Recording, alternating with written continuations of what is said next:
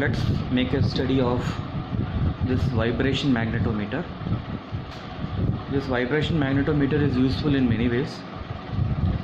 So first understand what are the components of vibration magnetometer. There is a wooden box which has glass panels all around. It is mounted on screws. It has got a torsion head, and inside this a bar magnet is placed. Now this bar magnet is aligned with the Earth's horizontal component BH. These screws are useful in keeping the bar magnet horizontal, and this torsion head is the pivot point from where you can suspend this bar magnet. It has got a wire. This wire is called the mean position. Now vibration magnetometer works on the principle of, when you vibrate it tries to oscillate.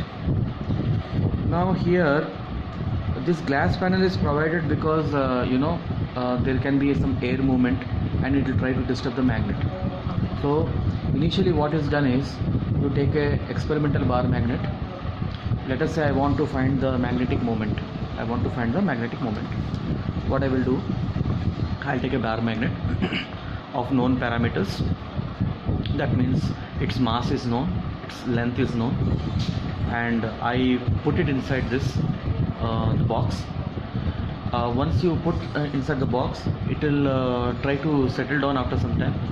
Now once it settles down, we open the door and give a slight disturbance and close the doors.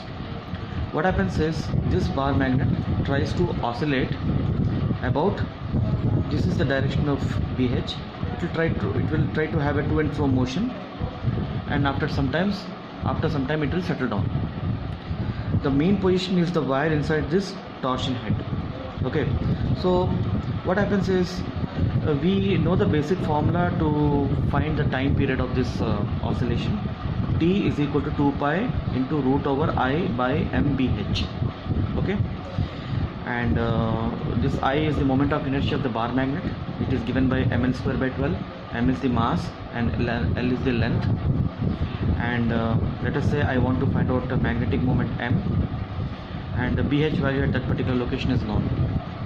So initially, when you keep this magnet, they take 2 or 3 readings. In each reading it is given some 20 oscillations, and the total time period is noted.